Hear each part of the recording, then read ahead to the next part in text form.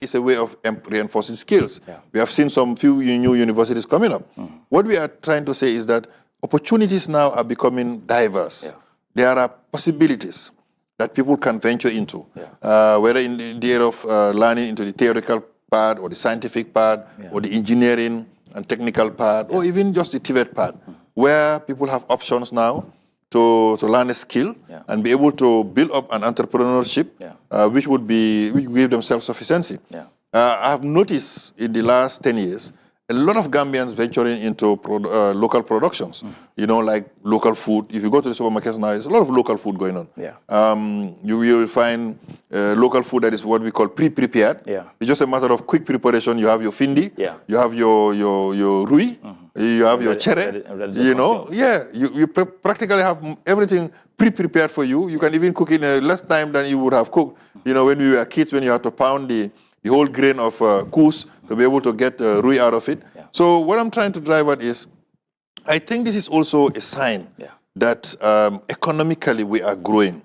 Now, economic growth is not very easy. It takes time. We are conscious of the challenges that youths are facing. We are conscious of those who are taking the back way and taking the risk because they are desperate to see opportunities come their way. But then this is a transition, or let's say it's a development trend. Gradually, a lot of other people are settling. They are getting opportunities now and they are capitalizing on them. I know a lot of youths today who have got big businesses running, and they're all kids. You know, I have Wechet, for example. It's a kid, Asan Jallo, who is there running the business. You know, for no intention of, you know, say that we are promoting anyone, but I know a lot of youths I can cite here who are now running successful businesses. They are good examples of the youths of today. Some of them have not got great capital. Some of them have not even gone beyond a certain level in university. But I'm just saying opportunities are there. And the other thing that we will need to recognize is that, yes, you mentioned that peaceful nature, which is why we are questioning economic, right? But that peace is still around. What it means today now is that a lot of people have an opportunity to go to a press, to speak openly. That freedom of expression is practically there. I mean, if you compare this to the time of Yaya Jammeh, who felt that people did not speak too much of things, especially against him, today you can say a lot of things are against Barrow. I think there is only one incident in these 8 years where journalists have been taken to court for defaming the president. And they were finally left free.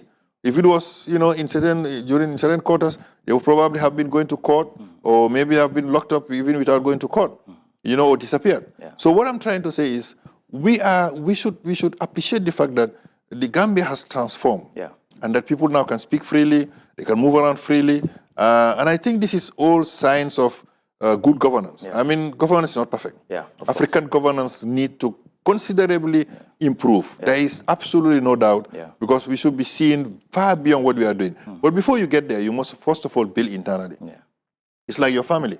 You must make sure your family is properly nurtured, properly cared for before you can go to your neighbors to help them. Otherwise, if you keep helping your neighbors and neglecting your family, what they will consider is that, okay, you are irresponsible.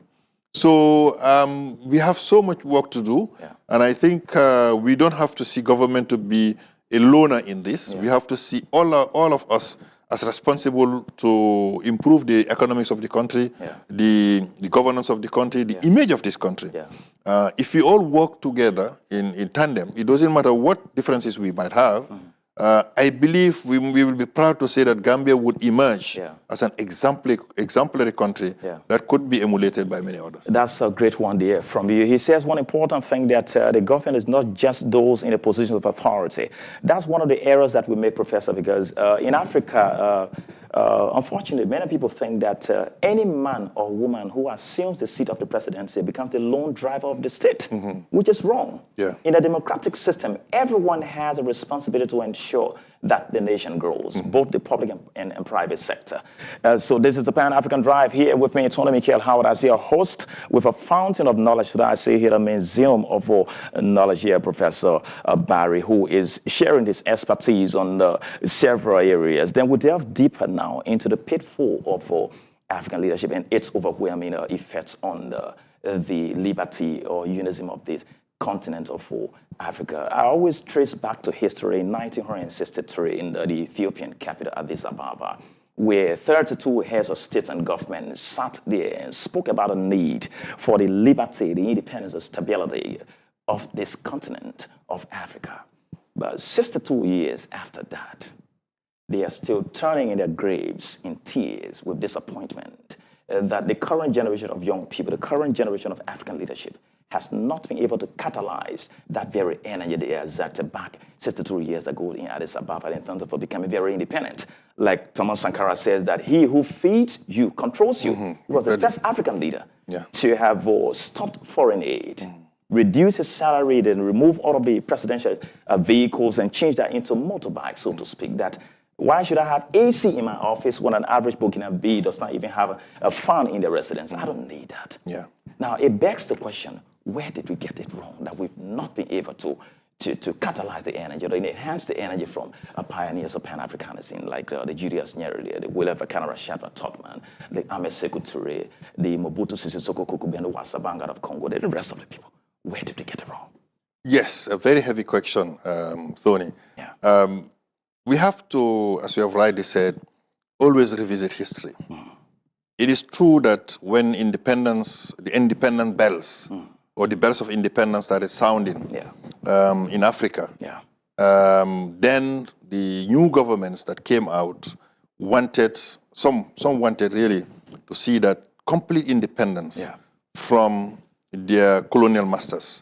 And let us define the word. Independence means a complete severance of that control that the colonial masters had on them. But then let's go back a little bit into history again. We have to understand that Africa did help develop Europe. That is the fact. It helped develop, yes, undisputed. Manpower capacity. Undisputed. And this didn't start in the 1900s, no. It didn't start in the 1800s. It started far back from the 14th century, when explorers started discovering the continent, if I can call it that, when they started discovering America, and when they said, oh, here is a land to exploit, and they saw opportunities because that was the industrial era in Europe. They were desperate to see now how they can boost their industry.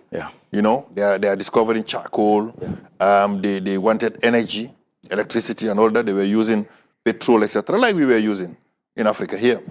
So what happened, once they get to see a continent that has an opportunity to help them, then they grabbed it. And slavery started. Slavery helped the British Empire, you know, in greater ways than you can imagine. By enriching the empire. But not only that, you also had the French Empire. Because remember, French at the time was an empire in the 15th century, up to close to the 18th century. So what happened during all that period was that slavery continued and it flourished. They accepted it because it was bringing sugar from the new world, as they call America at the time. And it was also bringing a lot of other materials. But they were also able to sell a lot of new items to the Americas through the slavery, because there's a lot of things that were happening at the time. When slavery ended in the 19th century, in the beginning of the 19th century, then they realized the continent would need to have a new approach. And this is when they said, okay, let's explore the continent further and see what we can have. They started sending explorers. That's when you hear about David Mungo Park, a host of them. And they started discovering, not only Africa, they also went to Asia, but they had their own history with Asia. To focus on Africa, they came in, you know, this is how South Africa, for example, was grabbed at the time. This is how you find a lot of other places such as Ghana and others that had gold that allowed the venturers such as Mungo Park to want to venture inside through River Gambia to see if they can get the gold in Ghana. So all of these things happen. When they realized now that the continent has the potential, so grapplers started coming. All these European continents that were also in the midst of their industrial era wanted a piece of it. And this is why the Berlin conference happened in 1885. This is what happened when they had to cut the cake, as the expression goes, and divide the continent. You have the Portuguese taking their share, the French taking their share, the Belgians taking their share, the English, British taking their share. The two most powerful at the time were the French and the British, so naturally they had a much larger share. And here now is the continent under colonial rule.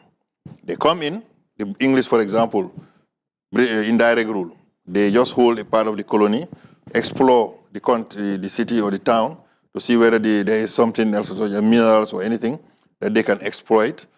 Sometimes they exploit even all the other possibilities, how they introduce groundnuts, for example, in the Gambia, what we call the peanuts. And the French decided to take a different approach. They call it assimilation. And then they use that to train these Africans to be cultured like they want them to be able to learn French, understand the culture, and then naturally convert them to Christianity like they did also in the British colonies. Okay. What happened after that? Then, because of this education, naturally these Africans started seeing the opportunity to free themselves. And some of these came to understand civil rights movements happening in the US. Okay. They understand also some of the discussions that were going around universities in Europe. Yeah. So then they brought out this Pan-Africanism, whose conference started now in the US.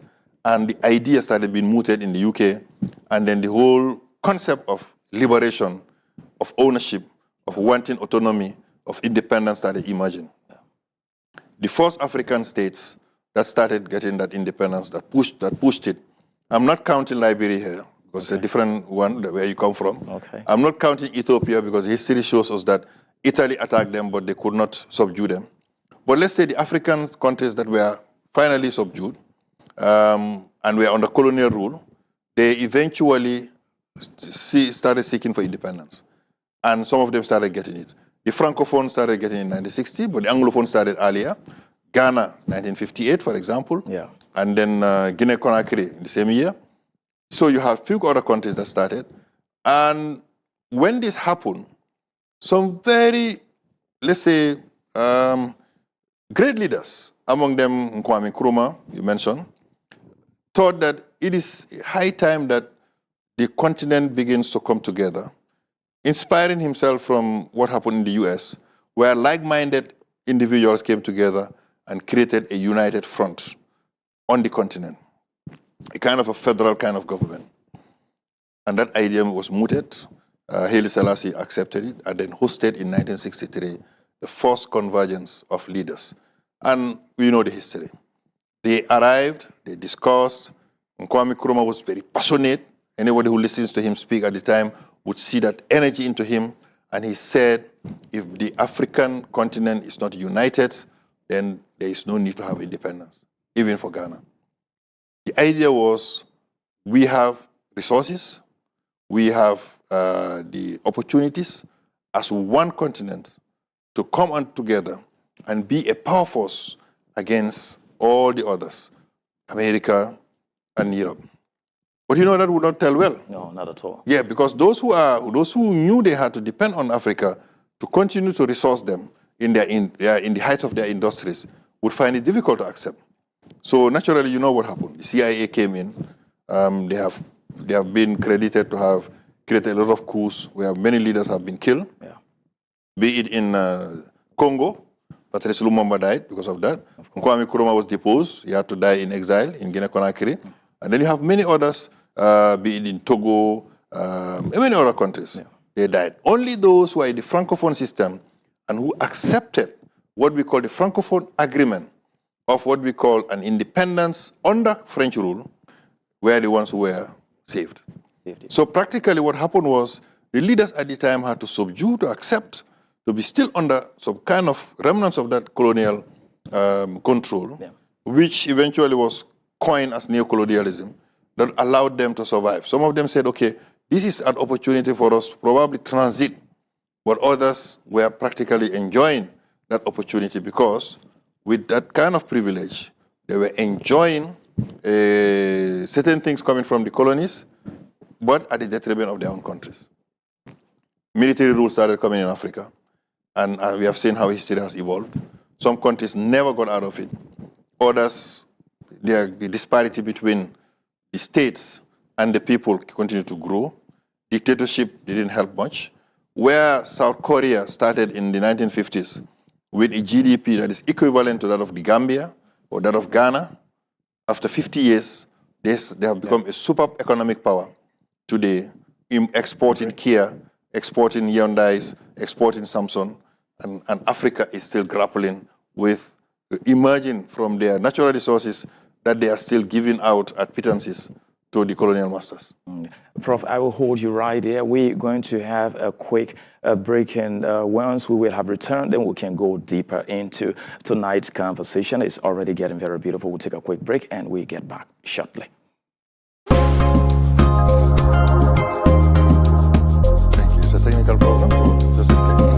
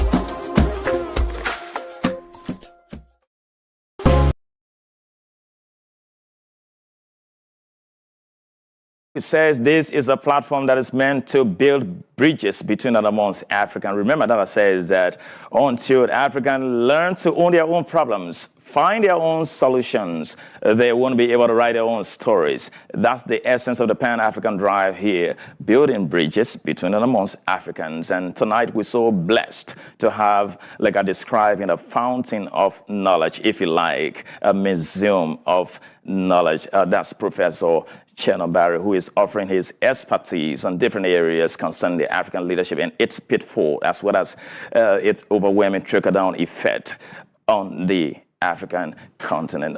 Prof, just before we talk break, I was asking you, where did we get it wrong? Yes. There was an agitation from our pioneers for African liberty. And in their graves, 62 years after that very famous speech there, they would have thought that we are on top of our game. But regrettably, 62 years after their speech, we're still struggling. We, in fact, a nation of Nigeria that is described as a giant of Africa, under the Joe Biden's administration, it has been described as a nation of particular concern and activated under the current leadership of President Donald Trump. Our democracies are fragile because of the dependency syndrome, you know, weak institutions and so to speak. And the list just goes on and on. So where did we get it wrong? Where are the missing pulses? You know, there's this expression that goes, strength is in the unity, or strength is in unity. The more the numbers unite, the more there is a strength, there is a force. If you see America today is considered, for example, one of the superpowers, and the USSR was also one of the superpowers, is because it brought powerful nations together to unite under one umbrella in a federal form. And Africa could have that. So where are we getting it wrong? What we are grappling with, as I said, is interference first of all, in the governance structures of our independent countries. Yeah. That interference is not allowing that opportunity for African states to unite and become one. That interference is done by still the former colonial masters who see in Africa still what we call the, where they are still milking natural resources to boost their economies, to boost their industry, to improve their economy. Yeah. Because, just take for example Niger. Niger has uranium, the quantity of which probably is still immeasurable. But France was getting uranium from Niger at pittances. Why? Because they were a former colonial master, and there was that agreement that they could enjoy the uranium at a practically, zero. Because the kind of price that they target, it was zero until the present government took over, and when the analysis, they realized that they have been losing millions and millions. Niger is still grappling with getting electricity. France is getting complete electricity 24 hours using the uranium. You can give millions of other examples. What I'm trying to say here is that there is a need for a complete change in the mentality and the perception of governance in Africa. A paradigm shift. That paradigm shift. We need to get to a point. I know the African Union today, which is born out of the Organization of African Unity, that has already got a plan. They call it the 2063 plan, where they are hoping that by then Africa would have emerged, would have accepted at least, even if not political, but an economic kind of unity, where they would help each other, build one market, allow the movement of goods and services across the continent, create some kind of borderless opportunities, where people can move freely, like it is happening in Europe, like it's happening in the United States, and allow people to be able to exchange goods, to share experiences, etc. But unfortunately, this is not happening. And the other thing that is also a deterrent to that is the kind of education we have inherited. The education we have inherited did not prepare us to build our continent. It was more of a type of education that continues to perpetuate the whole concept of that civilized African that came from Europe, such as Amadou Hampâté-Bâ has depicted, and also Cheikh Hamidou Kane in the Ambiguous Adventure, where they've clearly defined how Africa has lost that opportunity because they have not trained the brains. If you go to South Korea, I mentioned it earlier, it's the brains they train. And those are the brains that have changed. They created the shift in South Korea. If you go to China or to Japan, they depend on the human resources to build them, not natural resources alone, because if the human resources are properly prepared, whatever natural resources there are will be properly managed. Exactly. Properly utilized. So the transformation of that and the processing of that would be easier. Because then the human resource would have been well prepared, well endowed. Unfortunately, Africa has not really, after 60-something years, provided that opportunity, that type of education to the continent to allow it to emerge from these issues. So what that now means is that among the reforms that are happening, be it the sub-regional bodies or at the level of the African Union, it needs to give much focus on improving the minds, meaning to develop the minds of the African continent, the African people, to promote that diversity, open up the borders further, with a minimum control at the moment, yes, I understand, because it is a transition, and gradually open the borders and allow people that free movement where African states will start creating a market. Gambians are preparing, cultivating, maybe they can cultivate yam for Nigeria or for Sierra Leone. Sierra Leone and Nigeria can cultivate rice for us, because they have the space and everything. So instead of having to import food that probably is even harmful to our health, we might be doing business amongst ourselves, creating our own markets, and eventually having our own currency. And I can tell you, at that level, economic boost would happen even in the Gambia, which has a much smaller population, because the trickle-down effect of that African unity, that African economy, would reinforce and strengthen the country, Gambia, and eventually we will be able to face the opportunity to sell our products, local products. We will be even diversifying our economy by creating other products that our minds would, force us to do, and then that's going to be prosperity. A beautiful point here from my guest tonight. He's offering a whole lot of stuff here that you need on a Pan-African Drive. Like we said, this is the only platform that provides you an opportunity to have used the African solutions for the African problem. Wherever you are, under the sound of our voices here on a Pan-African Drive, this is Teledal TV with me, Tony Michael Howard, and I am with Prof here as we speak. When you mention education in your point right now, back in 1964, the Liberian orator Dao Twe says that, as far as I am concerned, no nation has been able to establish and maintain a strong government with a poor, ignorant population. He went further to say that the development of our future tomorrow depends on the rapidity with which we mass educate our people. It begs the question, to what extent do you think education has the possibility for keeping our respective nations independent and very protective and void of foreign interference or intervention that leads to deficiency on our leadership that even undermine the integrity of our regional and continental bodies? To what extent education have a major role to play?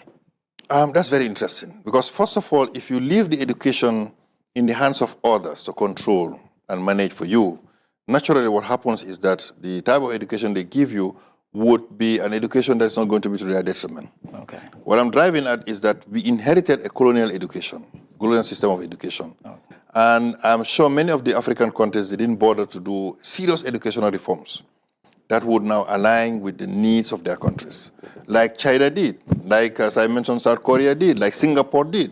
Because Singapore was also an improbable nation. Yeah. It cut off from Malaysia, and it was a small country that has practically no resources and decided to develop the brains of its own people.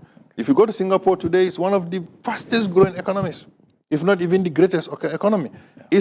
In fact, there was a time when in the 1980s when Jawara, the first president, wanted to use a blueprint. He was using the Singaporean model. Okay. But the Singaporean model would have required that massive investment be done in education. And what does that mean? The need for that education must come from the country. The country government itself to understand what their needs were. And they would send people to go and study primarily the type of education that they need to develop their country. It's not the way to, where to colonial masters give you scholarship. Okay, we can give you 500 scholarships to go and study literature like we did, but then only 2 scholarships to study medicine. So naturally, you will not get the number of medical experts that you need in your country. So you will continue to be dependent on the medical expertise of another country, which is certainly the developed country, because that's what they need. They need a market to grow. Okay. So they will not give you what is going to destroy their markets. So unfortunately, most of these countries, they didn't do it. You've mentioned Nigeria, for example. Nigeria has a lot of resources. If the education had gone the right way it should have done, probably Nigeria would have been the flag bearer of African unity, of African development. Because as you have rightly mentioned, they are what we call the big brother. They are one of the very few countries that have really the potential to grow in area of education, but also to develop the natural resources they have to a point that would have advanced this continent. And they would have been a good model for many other African states to emulate. What we are seeing is horrible. You have a lot of countries today, even the infrastructure is still poor. The mineral resources are abundant in their countries, but the exploitation of it is left to foreign industries and companies. The people don't even have any say into the exploitation of it. And it's enriching a very few on the top, allowing a lot of others to suffer. It is also creating unrest between countries. We've mentioned the issue of DRC and Rwanda. Yeah. But if you look at the area where the contention is, primarily, it's an area where the diamond is in abundance. In abundance, yes. So that begs the question, is the fight not probably because there is something there that is benefiting one and at the detriment of the other, or that is not properly managed, or there is another third party that is ensuring that the instability continues for their own benefit? So these are some of the questions we have to raise to ourselves and to our people, and also to our governing bodies. Because until we are able to answer this, until we are able to take full ownership of our education systems, until we are able to redefine the true form of education we need, and we dictate that education to ourselves, and make sure that our people are prepared to take up not only leadership, but even economic development of our own countries, we will continue to wallow in that poverty, unfortunately, because then the dictates of this development is not coming from us. That's a great one there for you. Quickly, Prof, we don't have much time, but quickly, if you were seated before African heads of state and government in a hall today, how would you scan Africa in terms of the key problems that are undermining our regional arms of leadership as well as continental leadership? Because if you check the dependency syndrome, we are struggling. If you go to the United Nations General Assembly, when it is time for the rest of the world to speak, the Europe and the Americas and what have you. That hall is crowded, so to speak. African leaders want to listen in the majority. But when it is time for an African leader to speak, you see that the hall is virtually empty. That means something is wrong somewhere. Yeah. If you come back to ECOWAS, that's the Economic Community of West African States, currently in the Gambia, it's partly sponsored by the European Union. You understand that? Yeah. So even the arms of leadership on the continent or at regional level and continental level that should be fully independent are still under the umbrella of our colonial masters, so to speak. So if you are to scan Africa in the face of our leaders, to pinpoint key areas of challenges or their errors that are having overwhelming negative trickle-down effect on regional leadership as well as continental leadership that is undermining our unity and togetherness, what would be your scanning exercise to African leaders? What are the major problems and how do we resolve them? Thank you. You've already mentioned really very, very sad situations in which we are with regards to our own regional bodies. Apart from ECOWAS, if you go to the AU too, we are hosted in a complex that was granted freely to us by China. Sadly. But at the same time, the AU is not, the budget of the AU is primarily being given by a foreign body too. So what are we trying to say? We are trying to say that the continent is unable to take its own destiny, independently in their own hands. What I'm just trying to say is that unity is not only written on paper. No. Presently, the African Union has all the paperwork ready. Everything is there. But we do not have the will of the African states to see that Africa is united. I don't think we also have the will of the sub-regional states to see that the sub-region is united. What is happening is that there is a breakup in the ideologies, in concepts, in understandings of what type of unity we need. Okay. And where we are driving towards that form of unity, we still are weak by allowing influences that come from outside that would destabilize that progress. So what it means is that, first of all, the African state must take a resolve. You have to make a resolve that this continent must rise from what it is now. Gambia independently might find it difficult to rise fast. They said, when I am walking, I can walk fast. Okay. But when we are together, even though I can walk slow, but I can walk far. What that means is that being together as a group, it will allow a country like the Gambia, which has no resources, which has practically very little population, to rise from where it is now. Because as a state, it can have what we call the backing and the support of many other states to do that within that united body.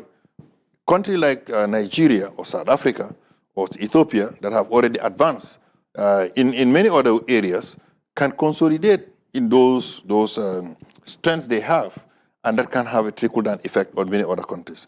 What I'm saying is we need to forget the selfish nature that we have, that weakness of saying we will start, we can go independent, we can go on our own, we will be able to make it without the others.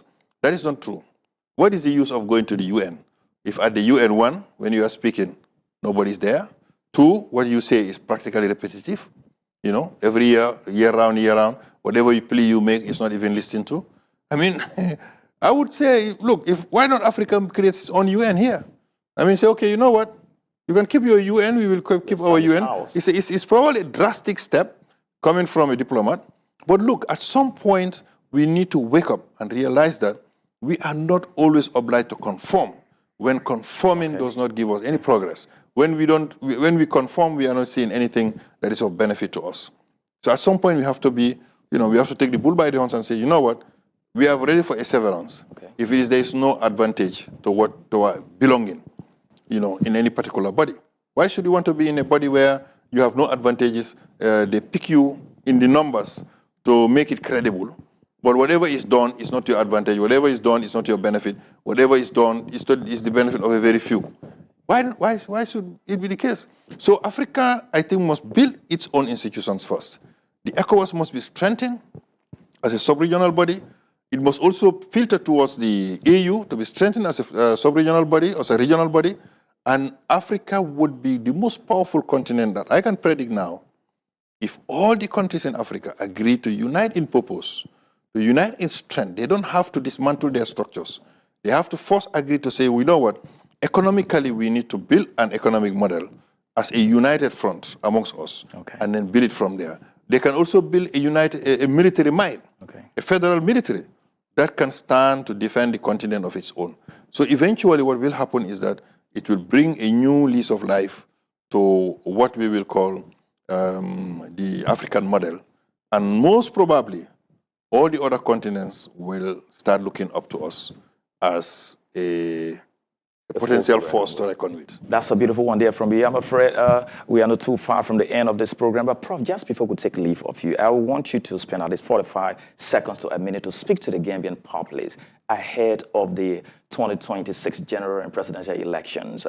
There are emergence of political parties, and so to speak, there are a lot of divisions here and there. What's your piece of advice to Gambians ahead of the elections in terms of the maintenance and peace and stability, in as much as it in their inalienable right of choice of partisanship? But what should be the focus is the Gambia of a homeland, peace before, during, and after election. Your final words to Gambia in one of the vernacular, so to speak, that you're very fluent with. Thank you very much. Well, man lak Olof pour wax ne léegi ñi ngi ñëw dem si exactly in 1 year time to the elections, national elections, pour elect President of the Republic of the Gambia for the next 5 years after 2026. Li may ñaan mooy ñu ñëpp buñ seet lan moo ñu séddale.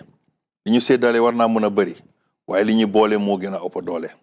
Nañ seet ne nguur ki fa toog ak ki fay toogi lenn rek lañ fay fekki mooy jafe-jafe bu nit ñi ñëpp am waaye niñ koy defee ni ñuy liggéeyee pour mun a génne jafe-jafe bi boobu la ñoo yokkante xalaat pour nekk benn su kenn waxee ne daal man maa gën a mun a def na seet keneen koo xam ne mën nay def li ko man ñoom ñëpp ñu ànd ñu nekk benn am ay political party yu bëri mën naa esi jaxasoo yu bëri man yaakaar naa ne su élection bi di war a jege war nañoo mun a jokkoo nekk benn ñu seet parti boo xam ne jege na si suñ xalaat gi ñu nekk ak moom mu nekk benn parti yi wàññeeku nga xam ne ñiy dem si vote duñ gis ay kees yu bëri ndax vote boobu noonu dafay gën a isi jaxasoo dabay ñaanati nañ xam ne dëkk bu am jàmm moo gën dëkk bu bëri fitna affaire élection bu mu isi fitna si biir dëkk bi mooy tànn sa nguur rek soo amee kenn koo xam ne neex na la bés bu mu génnee di waxtaan nga dem fekki ko bés bu mu nekkul foofu noonu nga dem sa kër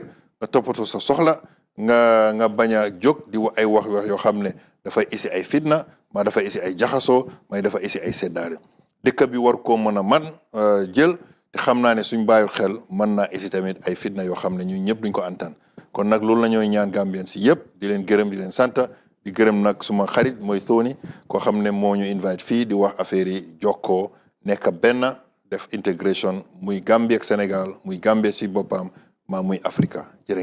And that's a very great one there. Like we said, this is the Pan-African Drive, and that's how we come to the end of this very exciting edition of the Pan-African Drive. But the quotation of the day says, a masquerade that dances far from those who beat its drum will eventually dance off keys. I repeat, a masquerade that dances far from those who beat its drum will eventually dance off keys. In other words, a leader that serves people outside the support of the very masses he represents, he'll be acting in error. And guess what? The ballot box is there to call you to order if you make a mistake. You must understand that when you are leading your people, you are at the service, and you must respect the values, the social contract that maintain you people as a nation, as a state. In the absence of that, you will be off that seat on the ballot box. Thank you very much. It's been a great experience. Bye-bye.